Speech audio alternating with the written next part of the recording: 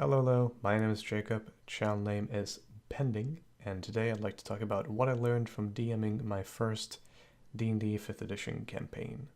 Now, before this campaign, I had played or GM'd a single game, which was Pathfinder, and I'm actually quite a big Pathfinder guy in general. Not to say I prefer it over 5e. I have a couple of friends who do prefer it over 5e, primarily because of the customization, but personally I don't really have a preference. I think 5e does a lot of things really well, and Pathfinder does other things really well.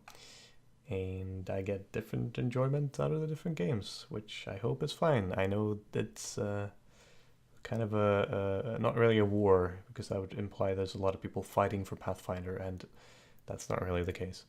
But regardless, so some of the things I learned specifically for this campaign, which was the first real GMing project I ever did, was so this campaign, it was starting at 2nd level, I think.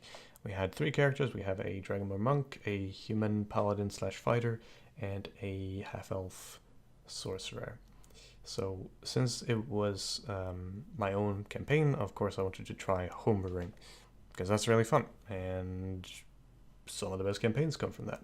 So I did my own setting, my own world, my own campaign, my own sort of story, and own themes and all that, the standard homebrewing stuff, which also is kind of ambitious for first time in GMing. I encountered all the problems that you'd expect one to encounter when doing that, and we'll get to that. But so the first thing, and I think one of the most primary things that I really learned and that I'm really going to try to focus on in the future not doing, is don't mess with player agency. It is so essential to playing a tabletop RPG, is the fact that you can do what you want to a greater extent than pretty much any other medium. It is just the freedom to affect the story. It's just unheard of in other mediums, I think, unless you're writing your own book, which I suppose, yeah, you have really good control of the story then. But aside from that, it's pretty much the best medium to do this, to affect the story and to have the impact you want to. You're not restricted by the design choices laid out by the GM or the one who created maybe a video game. You are free to affect the story as you see fit. And as a player, I love this. I really do, because you can find a solution that the GM didn't think of. You can be very clever and really focus on problem solving together, especially in games like D&D or Shadowrun, where you are a piece of the puzzle, and together it's sort of like a problem solving activity. And it's really fun. And it's really, really fun storytelling. But when you mess with that, you not only mess with that certain moment, which then becomes kind of not void of tension, but void of stakes. Because you feel like, as a player, what's the point? The GM is already showing that this is where the plot is, and this is how the plot is supposed to be executed. So what am I even here for? Why are we all here reading the GM's book, basically? Now, there's not to say there's no time and place for railroading, because railroading is sometimes needed. I know it's a hated thing, but sometimes you need to get the players on point. Not only because of the story being all over the place, but sometimes when the pacing gets really ruined and the game comes to a dragging, screeching halt, you need to be there and pick up the pace and say, hey, over there is something to look at, in a more subtle way, of course. That's one example of when I did this, was they had an encounter with, I guess I'm spoiling the campaign. I know you're very deeply invested in the story, but I get minor spoiler if I'm ever gonna post anything of this. They were fighting a sort of a false avatar of a god, and it was pretty early, so that's pretty intimidating. But that was my way of raising the stakes in the story. Didn't have that effect at all. Actually, it kind of had the opposite. So they were fighting this guy, and this guy was the false avatar of the god of war and discord. So I thought it'd be really cool if he had this ability where he would instill battle, like bloodlust, battle frenzy, because that's sort of how he would be worshipped in this setting where gods are not really the standard kind of D&D version that where you can kind of just chat with them. Not really that blatant, but kind of. It's kind of like widely accepted that yes, of course gods exist. There's a guy over there who's just butting it up with his god and it just heals people for it. So yeah, obviously. So I wanted to be a little bit more subtle in that, he says, and then throws in an avatar of the god of war. But so the idea was that he was going to instill bloodlust in people. So I thought that'd be really cool. The thing is, and we tie into point number 2 in a moment here, that was the plan. The way it got executed was the player ran away because he thought he was in a battle with the actual god, which I don't blame him, because I've really built it up as if it was an actual god, to the point where I described how in the middle of combat this prisoner that was being kept was chanting and holding this amulet and sort of bouncing back and forth and not even aware of the world around him, and then suddenly there's this massive silence, and they can only hear their heartbeat and their breath as they just sense something is wrong, and then the sky splits open. And I was being very dramatic. So he thought he was fighting the actual god. He books it, understandably so, in hindsight, and then I cast Battle Rage on him, and unfortunately he didn't roll high enough. He rolled pretty close to the DC. This had 2 effects. One, it enforced the fact that it made him think that, okay, so I'm not able to save against this guy's effects, and I'm not allowed to run away. So he made it feel like whatever he chose, I was going to force it to fight. So he lost interest in the stakes and thought it was kind of stupid, understandably so. And I learned this lesson over and over again when I tried to force the plot into there. No matter what the player chose, it would be me having this pre-written idea still coming up. And I kind of learned as we went. Definitely in hindsight, I've learned, and I'm sure I'm going to make this mistake in the future, but that's something to think about. And especially coming to point number 2, is to not get married to your plot. The story you've written, I am sure it's amazing. I would love to read it. If you have written a story, please send it. I really like reading the stories, but that's never the way it's going to play out. That's never the way it's going to play out, because you have the X factor of players having free will. So no matter how intricate your intrigue story with politics and different factions betraying each other and backstabbing and amazing set pieces, this is never going to play out that way, unfortunately. It's probably going to play out close to that. Hell, most likely it's going to be kind of like that. But if you make sure it is like that, that means your players are just reading your book. And again, I'm sure it's a great book. But what I think is the best stories is the stories you tell together. I think that's what D&D and all tabletop games are about, is the collaborative storytelling. That's what we remember afterwards. That's what I'm talking with my friends years afterwards. The funny moments, the crazy stories, and sort of the build-up over a very long time. Like an actual story. The story we told together, kind of like a campfire story that we built on together. The GM kind of has the frame, and we paint the picture, kind of, if I can be a little bit artsy and pretentious. But I think that's really fun. I think those are the best stories, really. So while it is good to have a plot, that certainly helps. Don't get too attached to exactly what it is. The specifics aren't important. What is important afterwards is that your players had fun. And man, GMs, I didn't know this was a thing, but after every session, I'm just, oh God, I hope they had fun. Every time. Every single time. I think they did, because they talk about every occasionally now. And looking back, I think we had fun. I hope so. They keep coming up. They keep showing up to sessions, so I'd assume so. Now let me tangent a little bit. Putting experienced Pathfinder players in 5e is makes the balancing a little bit difficult. Now, I like 5e, I really do, but 5e is not very difficult to min-max, and I'll tangent again in a moment. So I had a couple of players, and they were all Pathfinder veterans, and they got dropped into 5e, and it's really not that complicated to make a very, very powerful character relative to your level in 5e. In fact, they kind of do it for you in many cases. So when you have characters or players who can actually do that properly, you can't really follow the established like challenge rating in the monster manual at all, really. Obviously, you always have to balance your challenge rating about what kind of party you have, what are their strong points, what are their weak points, can you exploit a particularly strong character's weak points to still have a balanced encounter, so you don't have the situation where you have one guy who's massively overpowered and people who aren't as good with min-maxing, and you want to be able to have them be in the same encounter without the one guy being bored or the other guy being smashed into the pavement.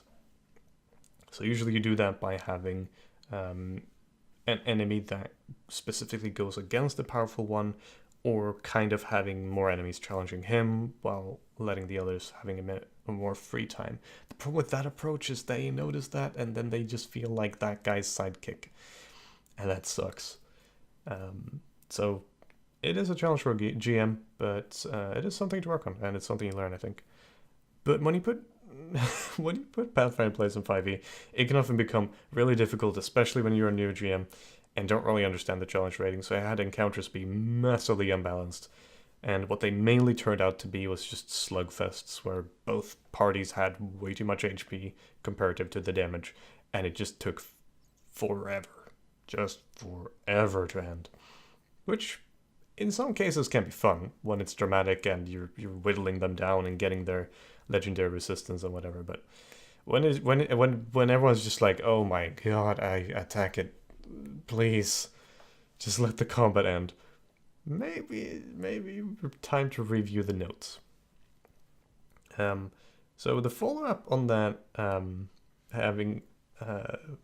putting Pathfinder players in 5e, is that magic items are so much fun. Creating magic items is some of the most fun shit ever, especially when you tie it into world building, kind of like a Dark Soulsian storytelling. That is very fun. Embrace that, GMs. Embrace it. Make the items. Make them and have them tell stories. Have them be relevant to the locale, relevant to the kingdom. And crafting a magic item for a player is really fun. Because having magic items is just really fun. But the problem is, when you make your own stuff, and you have players who are already kind of a little bit more powerful than they should be, it becomes a problem. Because they become way more powerful than they should be. So, a problem with 5e, I think, is, and I'm going to contradict myself here. I really like AC in 5e compared to Pathfinder. Because I think if I told you someone has 22 AC in 5e, pretty much no matter the level, you would still consider that a pretty high, like a really high AC. At level 1, that's just impulsively high AC. And I think at level 20 even, you're like, that's really good, actually. In Pathfinder, 22 AC at level 1 is really good. 22 AC at level 15 in Pathfinder, you pretty much don't even have an armor class at that point. If you don't have 30 plus, everything just kind of hits, unless you're doing PvP and it's the player's last attacks, which have a BAB of +5 or whatever. It pretty much just always hits anyway. So I didn't like that about Pathfinder, because it becomes this arms race about climbing really, really high in AC compared to 2-hit, and 2-hit often running away from AC, though not always, especially when you throw massively overpowered creatures or whatever at the party. They are always going to hit them. Creatures will always hit the party unless they're massively buffed in AC or whatever. But I really like that in 5e, because it felt like AC mattered to a different degree. The problem is getting to 21, 22 AC in 5e, if you're focused around it, really isn't difficult at all. You get an enchanted shield, you get a plate mail, and you get the fighter training or whatever, and you're just past 20 AC, and here comes the problem. The game is not balanced around that, really. So I was looking at a character, and it's not like this character broke the game. This was just one of the couple of meta issues I had. I guess I had, because the game is kind of probably not coming back. I hope it is, but who knows. Was either I throw something that's going to hit an AC 13 character like all the time. Even then, I think most characters in this game had like 17 AC. They were really tanky. But either I hit something that's always going to hit him, or I throw something that's never going to hit the tank. I don't want to call him the tank, the paladin. Lorenz of Beetleheart. He also had an ability that said, if the guy I'm targeting doesn't attack me, he gets a disadvantage. So then I'm supposed to be forced to attack the tank, or get disadvantaged for attacking someone else. Now, I'm trying to think as the monster, not as me. If I was going to be me, I would, you'd do the strategic thing and pinpoint target and always go all in on one guy, whatever. But that's not the relevant part. Who would the monster attack? What is the flavor behind him giving disadvantage? I would think it's him kind of jumping in between with his shield, being annoying, or kind of drawing its attention, like it's in some way taunting or forcing him to attack him. So, since I'm controlling this massive shadow beast, which has 0 intelligence or whatever, yeah, it's gonna attack him. And it's not gonna hit, ever. Because then it would always automatically hit someone else. So the balancing got really weird. Now, I think I did okay later on, because there were some things you can deal with. Obviously, high AC doesn't necessarily mean really good saves, so you can go with spells and such, and you can target weak points. As I mentioned, you can target weak points of specific characters to have a more balanced encounter, so that everyone feels like they're useful, because everyone should feel like they're useful, because hopefully everyone is useful. But it's tricky. So consider, I guess that's a cautionary tale, consider the weaknesses and strengths of each character when designing an encounter, or just in general. It's just good to know, to have that tailored out in your head. Now, going back to magic items, it's really fun. World building is really fun. Actually, I can probably post up there or somewhere, maybe we'll just have a slideshow, because I had to make my own world in this game, and that was really fun. When I made my own world, and I made the conscious decision at the start that I wanted this to be sandboxing. I wanted this to be like, they can go anywhere. There's going to be multiple stories and different locations, and depending on where they are, that story is going to play out, kind of. Because that's a pretty useful lesson I learned as well during the course of this game, which ties back to don't be married to the plot, is that the plot's not necessarily bound to the players. The bad guy is not going to be waiting for them walking around this castle like, anytime I'm going to enact my evil plan any day now. Just need them to walk up the front door so I can have my speech. I've written it down. I'm just waiting for the audience, and then they never show up. No, he's going to have his, maybe not his evil speech if he doesn't have an audience, but he's going to do his evil whatever, right? Even if they're not there. Intrigue is going to happen, even if the characters aren't there. The merchants are going to come and go, even if the characters aren't there. Executions are going to happen. Big plot things are going to happen. And yes, you can push them a day or two if you really want the characters to see it. Obviously, you don't have to be like, no, I have no control, everything's just happening. Some things are kind of important to characters to see, so even if you don't mess with agency, as in they took an extra day because they wanted to go look for flowers, so they missed this character that hopefully they would have saved for an execution or whatever, sure, you can be a little bit lenient. You are God after all, so you control fate, reality, and existence, so you can be a little bit loose with that. But the important thing is that the story happens anyway. The story happens everywhere.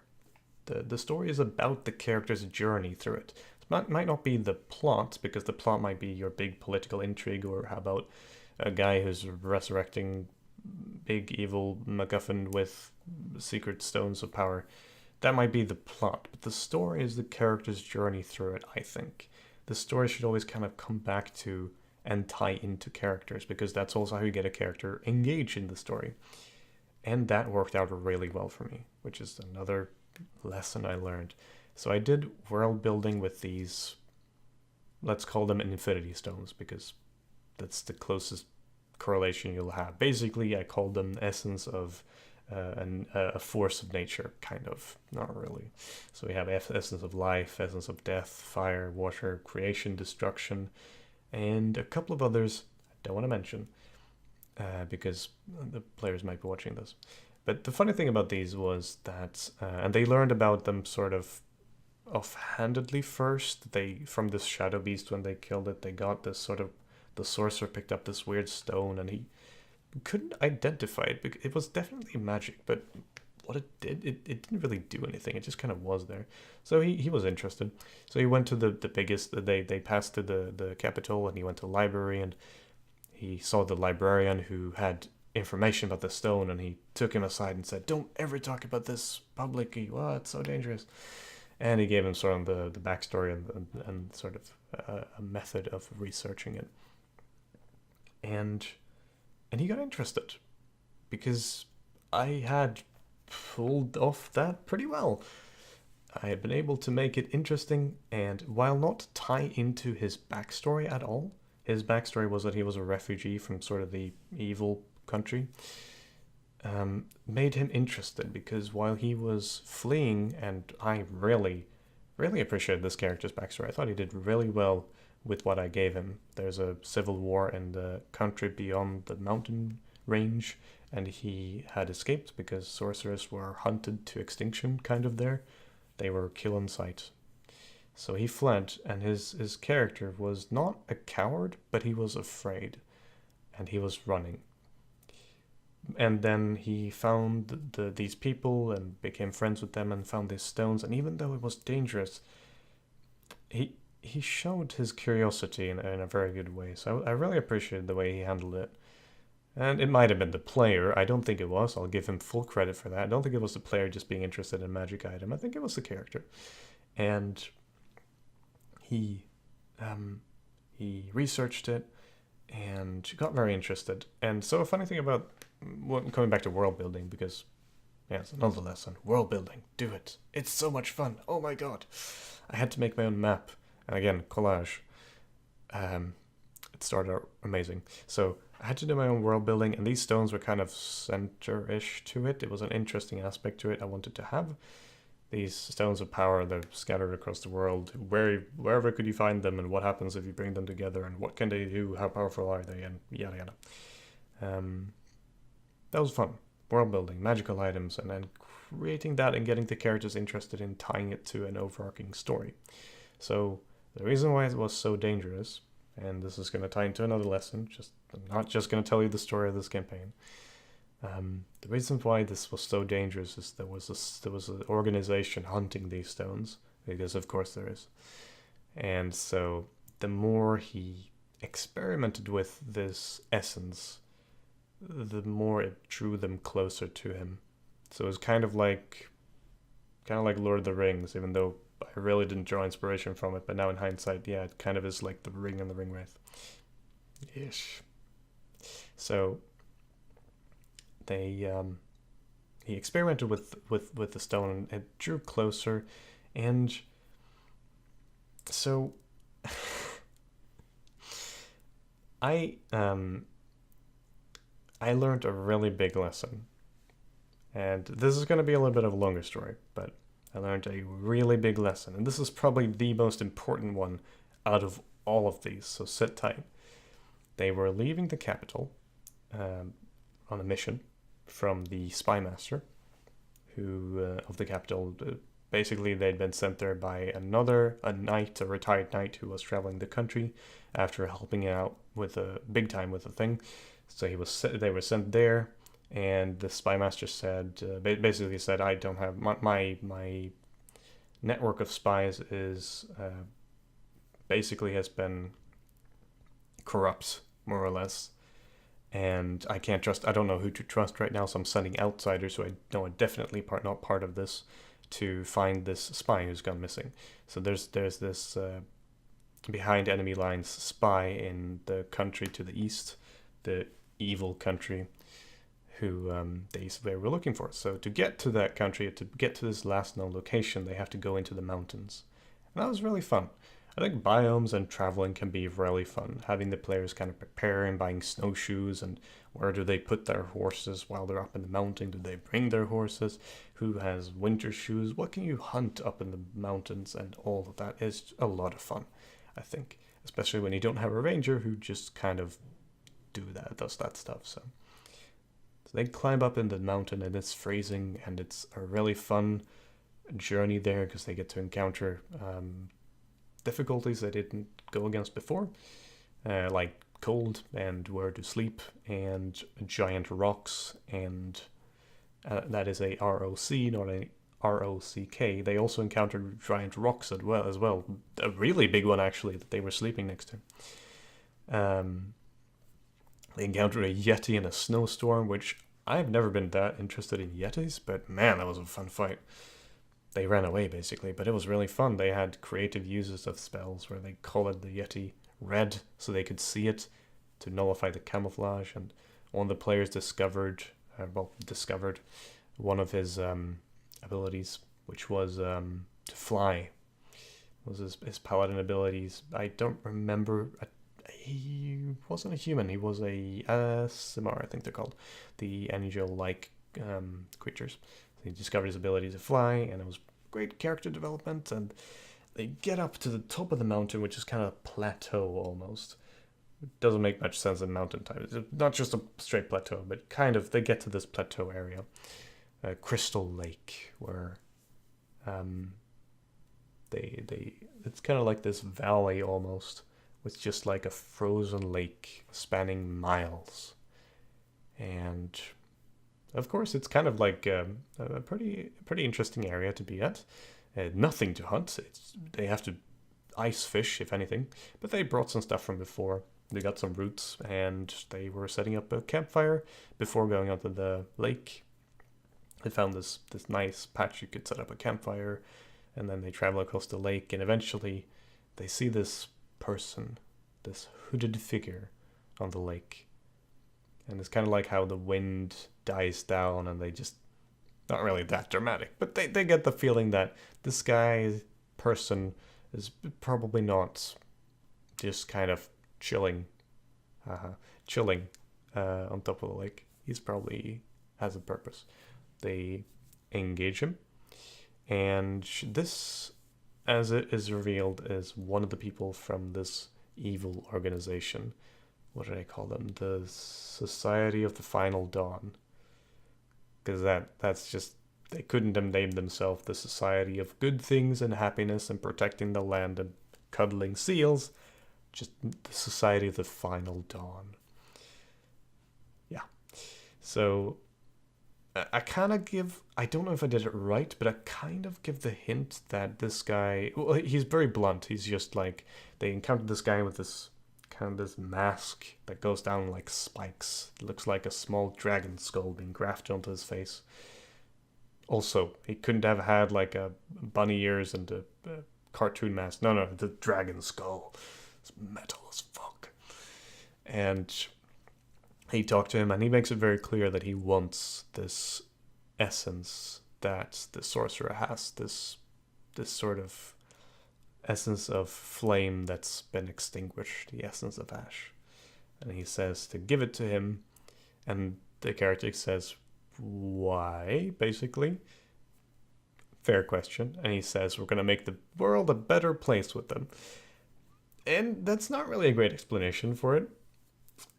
And it really wasn't. The only thing I knew going into the encounter, because again, I sometimes as your GM you kind of get you have an idea if an encounter is going to go, social encounter, and then you get to the spot and you're like, this is not how this social encounter is going to go anymore. So I kind of stumbled across my lines as I was speaking as this character.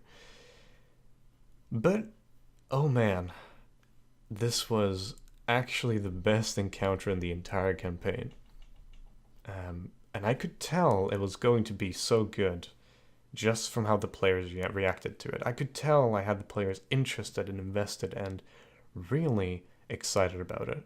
So, as the sorcerer says, I'm not interested. Basically, I can't just hand this over because you're gonna make the world a better place, whatever the fuck that means. So he says, "So be it then," and he holds up a gauntlet. Still didn't steal this from Infinity War, with a half a blue gem in it. And they go, "Oh shit." And the lake cracks open. And they go, "Oh shit, oh shit." And the players are freaking out. I'm like, oh, this is so good. So this guy is wielding this essence of water, which gives him basically, or a fragment of it, I think he wielded half of it, basically gives him perfect control of water. And they're standing in a frozen lake, which cracks open with this ear-shattering crack, and it just spreads across, and these ice, almost mini islands, are like splitting up and flying out of the valley, and there's this massive hype as yeah, there's a really hype fight where they have to jump between platforms, and this guy's like flying on his own ice platform, and they're throwing fire at him, and the paladin is flying again, and they're having this really intense fight, and they're really using all the repertoire, and everyone's so excited by this, because of course, I mean, if they win, they get an essence, and these have been built up so much. Now, I knew this was going to be a really difficult fight, especially since the essence of water is really not that powerful if you're not on a lake. If you are on a lake, it's very good. I think for the most part it gets dwarfed by all the others, but in the right setup, yeah, it's pretty powerful, especially when wielded by a guy who is not just a random mook, as they were soon to find out. So as the sorcerer throws a super fire blast, I forget which one he used, I say that it hits him. It wasn't a crit, but it hits him straight in the face. It was really high damage, and it breaks the dragon skull mask, and they see these tendrils going down as this guy is revealed to be a mind flayer. There's a mind flayer sorcerer wielding this stone. Can you tell that I was getting a little bit not irritated at all, but I wasn't really sure how to balance this right, because this guy was very powerful. Just one of those three things, essence, mind flayer, or sorcerer, could have been difficult to deal with. All three? And in the right locale? They did really well. They really did. They were helping each other because they were sliding off. The monk was just jumping between platforms and hitting him with his bow staff, and a really intense fight. Eventually he pretends to be like, "Oh, I'm done showing off. I'm done playing around as this mind flayer," as he is bloodied and kind of within like a round of dying. He floats up into the air, and then he lifts like a third of the lake with these ice shards and just drops it on them with this final usage of the stone right now, or the essence. And this knocks out, I think, one or two of them. The paladin was flying, so he dodges it, and they're able to pull each other up on the platforms, but I think one of them slips below, and it's just too cold, and he falls unconscious in the water. And then we have the paladin who sees this guy, because this guy teleported away as he dropped the lake, and he sees him sees someone far away, and is like, "I need to get him. He's weak. I can get him. This is the final round," because he can either try to fly down and save them, but I think he just couldn't see them. But he was just going for it. He had to take him out, otherwise we're gonna die. So the player knew that his wings were about to go out basically this round. He was really high up. The character did not, because as we kind of established, he just found out about this ability like 6 hours ago. Less, I think. So he's flying, and the player just goes, "Oh, and my wings die." Whee! Bonk. So he gets knocked out. And I kind of say how everyone's visions fade, because in one way or another it did.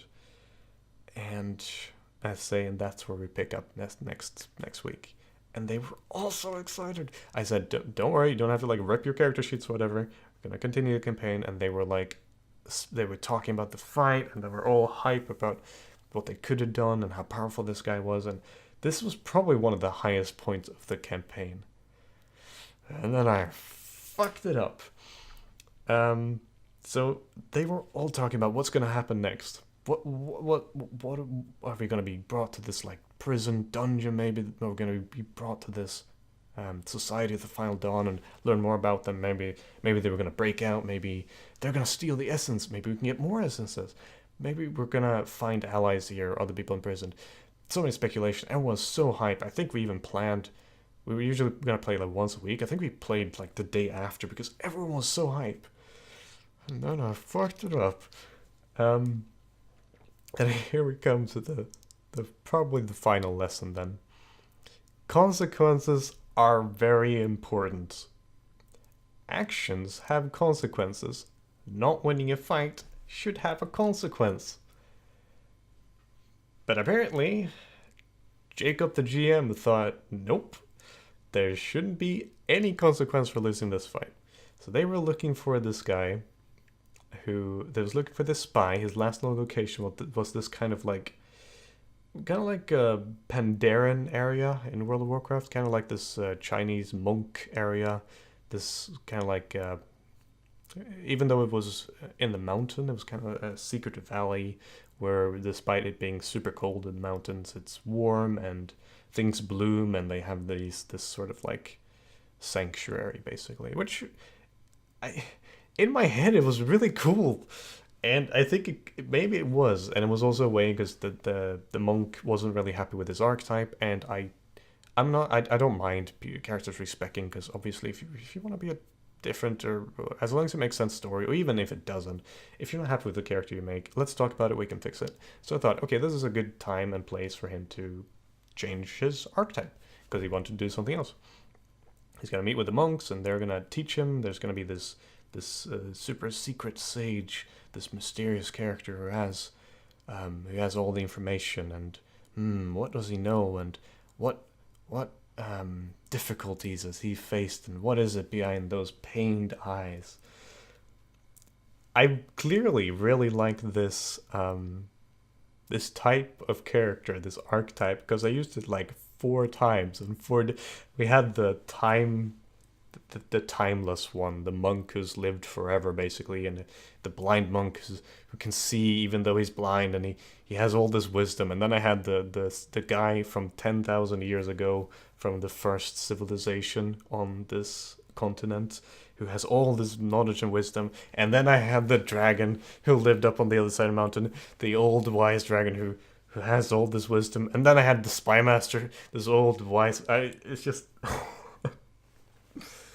as a side point, I'm a sucker for those exposition type old characters.